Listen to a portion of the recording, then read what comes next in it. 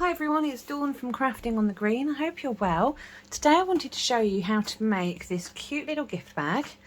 I've made a Christmassy one here and a non-Christmassy one here. This works better with blue ribbon, but I've run out, so we've gone with gold. These little gift bags are actually made using an envelope. So yeah, I wanted to show you how to make them. They're nice and quick and easy. And yeah, lots of fun. So I've got an envelope here. This is just your standard C6 size. This one's in Whisper White.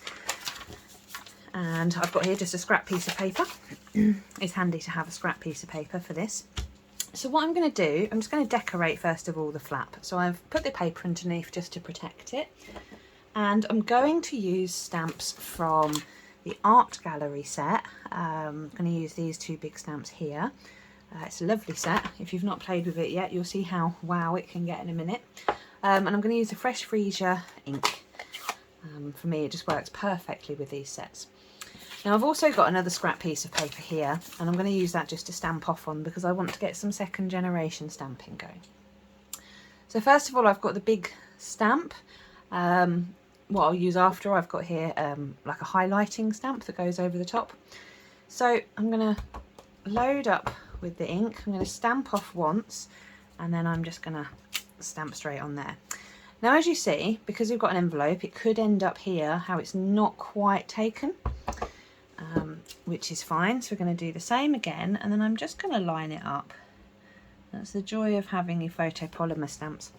But to me, because of the effect, it doesn't actually matter too much if it's lined up perfectly, because it's not really going to be noticed. So I'm going to do some more of these. This time I'm going to make sure I push a bit harder on the outer side because I want to make sure it takes, so that's better. Do bear that in mind when you're stamping. If there are any ridges, you do need to give a little bit more of a push just to make sure. So there we go. So I've got the start. What I'm going to do now is use the outline, like the top layer. I'm not going to stamp this one off, I'm just going to go straight for it, first generation. And it kind of lines up a little bit. Don't worry if it's not perfect. You see there, it just highlights it. But it is a lovely stamp set to play with. You can get some really, really good results from it.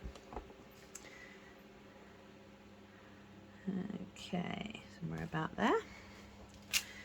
Lovely. And then I'm just going to bring back in this one here, and I'm just going to do a little bit more second generation stamping just to fill in the gaps around the outside. I don't want there to be too much white space. And I'm going to bring that this side to protect my sheet. Not that it matters if I get ink on the sheet, but it makes it last longer if you don't.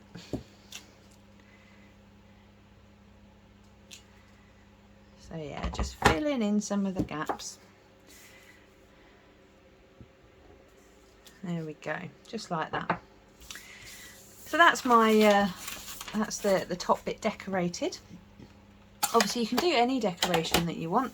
As I say, on this one I put lots of stars.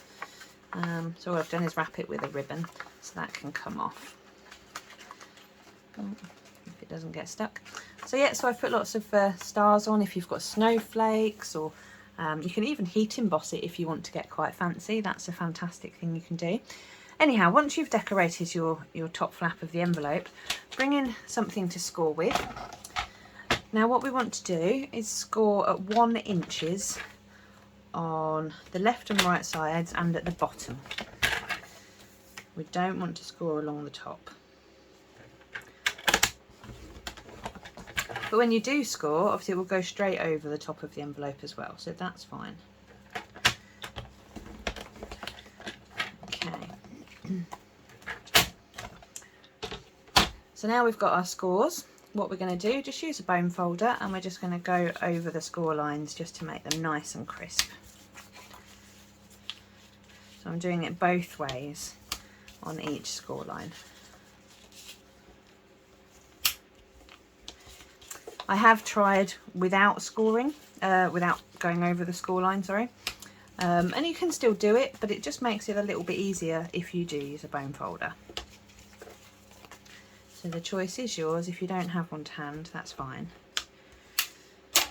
Okay, so now we've got our slightly wonky envelope. So if you open it up, pop your hand inside and just puff it out so that it's not, you know, it's not still together. And what we want to do on each of the sides, if we push down here, following the score line on the end, you can see it forms a kind of triangle, just like that.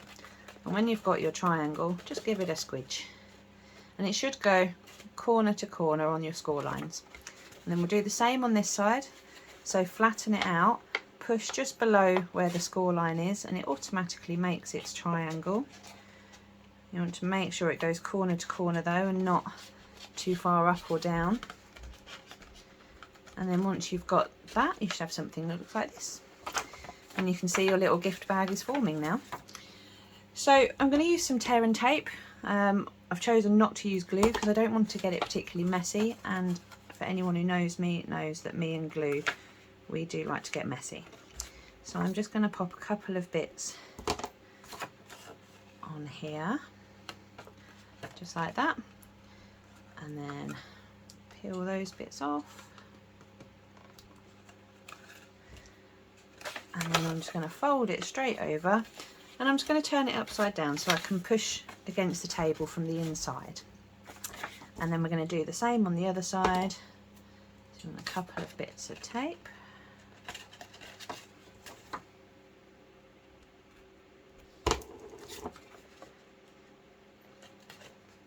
I'm not worrying about covering the whole of the flap, just enough to kind of make a little triangle. You can choose to use the seal or the seal plus if you'd rather, but for me, tear and tape's absolutely fine. So again, I'm going to fold that over, turn it upside down, and just push it against the desk just so it's done. So now we've got almost our little gift bag. So this bit can be kind of fiddly just because obviously the cutout of the envelope is here.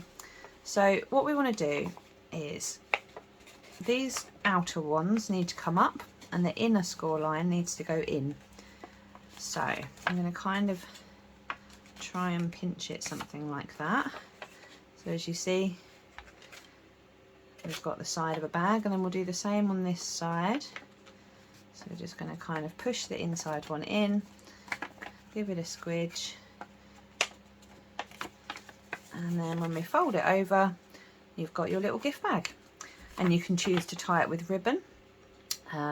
This one's currently empty, but what I tend to do when I filled them, I'm just going to add a couple of glue dots here, or of course you can use the envelope and get it damp so that it will stick down.